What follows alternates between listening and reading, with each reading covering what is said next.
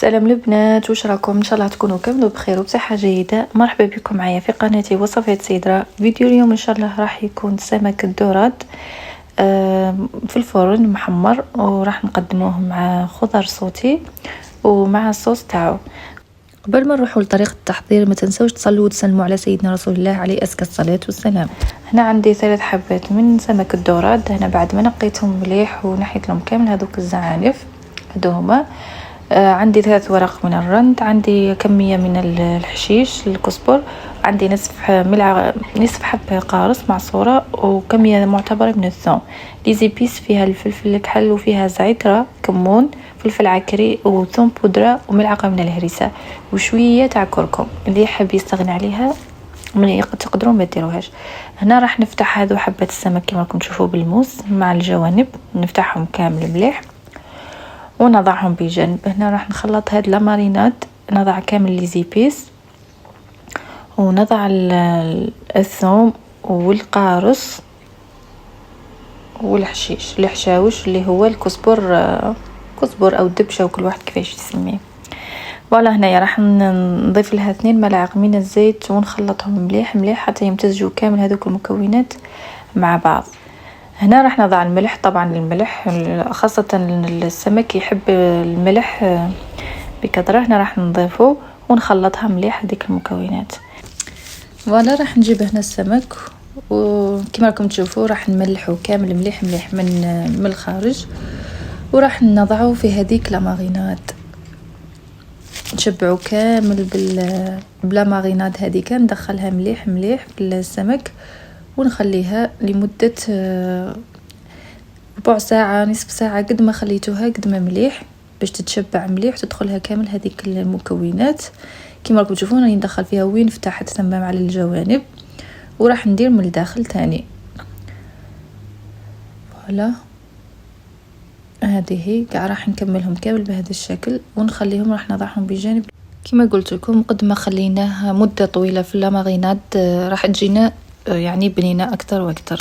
هنا هذيك التتبيله اللي قعدت لي راح نحط فيها حبه من البصل، قطعت حبه كبيره الى دوائر بصل وراح ندخل فيها كامل مليح مليح هذيك لاماريناد، وراح نجيب بلاطو يدخل الفرن ونضع كطبقه الاولى من البصل هذه اللي قطعناه دوائر، راح نضعه كطبقه اولى، هو اللي ياخذ وقت كبير في الطياب.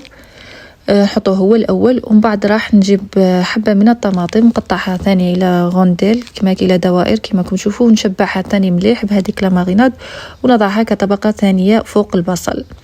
وهنا راح نجيب السمك تاعي نحطه واحده بجنب الاخرى، نضعهم كامل فوق هذه القاعده تاع البصل والطماطم ونحطهم كامل بهذا الشكل. نجيب بابي كويسون اللي نكون شمختو وعبصته مليح باش يساعدني وياخذ الشكل معاهم، يعني يغطيها مليح مليح. ونزيد نضيف لها هنايا ورق الالومنيوم وندخلها الفرن يكون مسخن مقبل لمده 35 دقيقه الى 45 دقيقه بالكثير. هنا خضات معايا 40 دقيقه سوسوه كي طابت مليح، شعلت عليها من الفوق باش تحمر معايا هذاك السمك.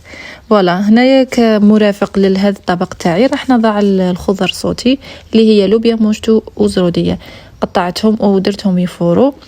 هنا نجيب مقله ونضع فيها الثوم والزبده يتقلوا مليح، ونضع فوقها هذيك اللوبيا الموشتو ونخليها تتقلى معاهم مليح مليح وتاخذ هذيك النكهه تاع الثوم. نضيف لها هنايا شويه ملح ونضيف لها فلفل كحل ونخليهم فوق النار ياخذوا النكهات في بعضهم. فوالا هنا راني ضفت الفلفل الاسود وراح نضيف لها رشه من المعدنوس، وهنايا تكون نزيدها شويه بارك فوق النار وتكون جهزت معايا هذه لوبيا موشتو. فوالا في نفس المقله يعني راح نضيف ثاني نفس المكونات اللي هي ملعقه من الزبده والثوم المهروس، ونضيف لها هذيك الزروديه اللي كانت فارت معنا، ونفس المكونات اللي هي الملح والفلفل الأسود، ونخليها تتقلى مليح مليح مدة 5 دقائق بالكثير، يعني راهي طايبة برك تاخذ هذيك النكهات مع بعض. رشة من المعدنوس وهنايا تكون جاهزة معنا هذه الزرودية. فوالا هنايا نروحوا إلى طريقة التقديم. هنا عندي صينيه هذه اوفال كيما تحبوا وين تقدموا قدمتهم بهذا الشكل. راح نضع حبات السمك بجنب بعض كيما هاك، وراح نضعها هنايا بجهه الخضر اللي صوتيتها معكم هنايا اللوبيا موشتو والزروديه.